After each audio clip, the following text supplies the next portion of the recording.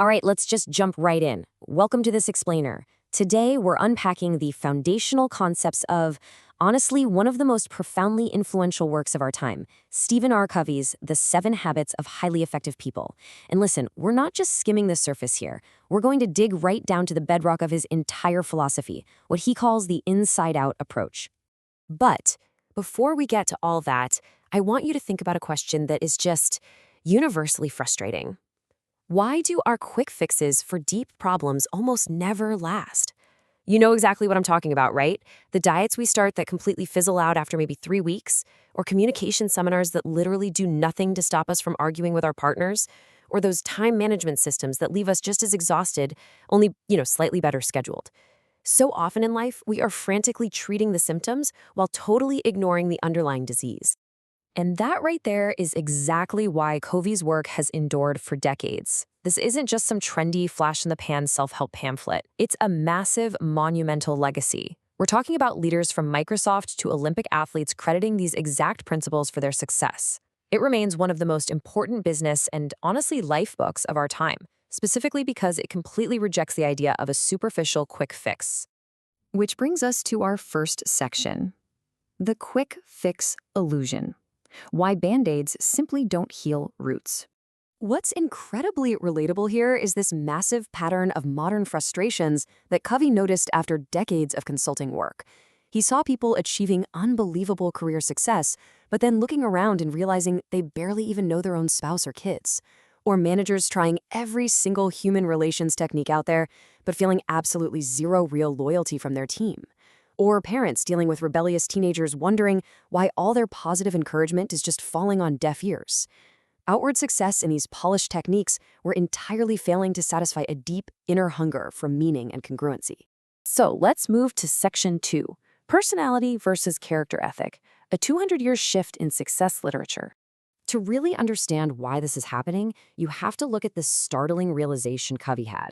He actually studied 200 years of success literature published in the United States, and he noticed a massive fundamental shift in how we define success. For the first 150 years, the literature focused almost entirely on what he called the character ethic.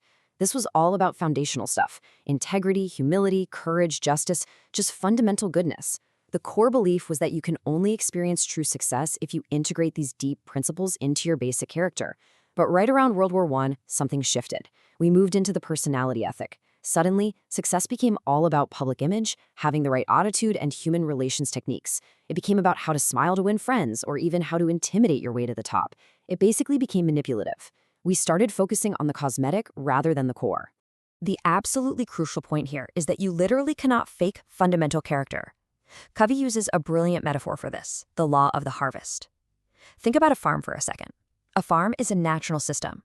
You can't just forget to plant your crops in the spring, goof off all summer long, and then try to cram in the fall to bring in the harvest. It's impossible. You always reap exactly what you sow. There is no shortcut. Yet, in our artificial social systems, we try to cram all the time. We try to use a quick technique to fix a deeply broken relationship, completely forgetting that human relationships, well, they're natural systems too. And Covey actually experienced this exact failure in his own life. He and his wife, Sandra, had a son who was really struggling. He was failing academically, socially immature, and just really uncoordinated at sports. Initially, they tried using the personality ethic. They pumped him up with a positive mental attitude like, "Come on, son, you can do it." They tried to protect him and, frankly, manipulate the situation. But absolutely nothing worked. Why? Well, because when they looked deep inside themselves, they realized their underlying perception was actually that their son was inadequate. No matter how positive their words were, their actions were screaming, "You need to be protected." So to change the situation, they had to stop trying to fix him and start changing themselves. They dropped their obsession with their social image as good parents and just stepped back to offer unconditional love. By affirming his basic adequacy, they finally got out of his way. And over time, without the crushing pressure of their anxiety, the boy began to blossom at his own natural pace. He eventually became an all-state athlete and a brilliant student. True change required stepping entirely away from manipulation. This brings us to Section 3, the power of paradigms, maps of reality. This deeply personal realization leads right into our next major concept. Why do our well-intentioned attitudes sometimes lead us so far astray? It all comes down to the power of paradigms. A paradigm, simply put, is a mental map. It's the lens through which we see, understand, and interpret the world around us. And the core problem is this. A map is not the actual territory. Imagine you're trying to find a specific location in central Chicago, but by some crazy printing error, you've been handed a map of Detroit. Can you imagine the frustration? You could work on your behavior, try harder, walk faster, but you'll just get to the wrong place faster. You could work on your attitude, think super positively about it, but guess what? You're still completely lost. The fundamental problem isn't your behavior and it isn't your attitude. It's that you literally have the wrong map. Now, to really feel how powerful these mental maps are, take a look at this. This is a recreation of a famous Harvard Business School exercise. If you look at the image on the left, you've been conditioned to see a young woman looking away. But now look at the image on the right. You've been conditioned to see an older woman in profile, looking down with a large nose. When people are shown one of these specific images first, and then shown a composite image that combines both of them, they almost always only see the version they were primed to see. Two people can look at the exact same lines on a page, and one will see a lovely 20-year-old, while the other sees a 70-year-old woman. And they will argue passionately about it, because to them, it's not a theory, it's what they actually see. Our prior conditioning dictates our reality. We see the world not as it is, but as we are conditioned to see it. Which naturally leads us to Section 4, experiencing a paradigm shift, the aha moment. So what exactly happens when that mental map suddenly changes? Covey shares this incredibly powerful story that I want you to picture. Put yourself in his shoes for a second. He's sitting on a peaceful Sunday morning subway train in New York. People are quietly reading, maybe resting their eyes, just a calm scene. Suddenly, a man and his children get on the train, and the kids are completely out of control. They're yelling, throwing things, grabbing people's newspapers. The father just sits there, right next to Covey, eyes closed, doing absolutely nothing to stop them. Now, how would you react? Covey was incredibly irritated, as you probably would be. The whole train was irritated. Finally, with immense restraint, Covey turns to the man and says, "Sir, your children are really disturbing a lot of people. I wonder if you couldn't control them a little more." The man lifted his gaze, kind of like he was waking up from a daze, and softly said, "Oh, you're right. I guess I should do something about it. We just came from the hospital where their mother died about an hour ago. I don't know what to think, and I guess they don't know how to handle it either." Man, the sheer emotional force of that sentence is staggering, isn't it? In an instant, Covey's paradigm completely shifted. He didn't have to force a positive mental attitude. He didn't have to try to manage his behavior. Because he saw things differently, he immediately felt differently.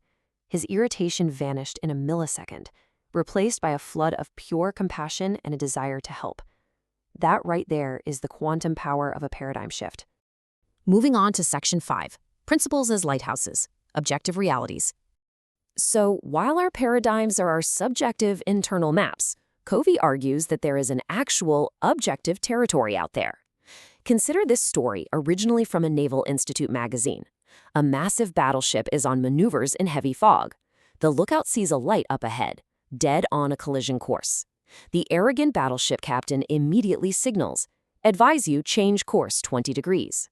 The response comes back, "Advisable for you to change course 20 degrees." Furious, the captain signals, "I'm a captain, change course 20 degrees." The reply, "I'm a seaman second class. You had better change course 20 degrees." Enraged, the captain spits out, "I'm a battleship, change course 20 degrees." Back comes the flashing light. "I'm a lighthouse." Yeah, the battleship, of course, changed course. The crucial takeaway from that story is that principles are lighthouses. They are unmoving, objective realities. We're talking about natural laws in the human dimension: fairness, integrity, human dignity, service, excellence, growth. These aren't just religious doctrines or nice ideas. They are self-evident truths found in every enduring society throughout history. You cannot break these principles. You can only break yourself against them, just like a battleship would break against a lighthouse. The more closely our internal maps, our paradigms, align with these objective lighthouse principles, the more effective we will absolutely be, period. And that brilliantly illustrates exactly what we've been talking about today. Henry David Thoreau once said, "For every 1,000 hacking at the leaves of evil, there is one striking at the root." The quick fixes, the personality ethics, the communication tricks, that is all just hacking at the leaves. If you want true, lasting change in your life, you have to strike at the root. You have to shift your deepest paradigms to align with timeless principles. So, as we wrap up this explainer, I want to leave you with a question to really carry with you. In your own life, your career, and your relationships, are you just hacking at the leaves, or are you finally ready to strike at the root?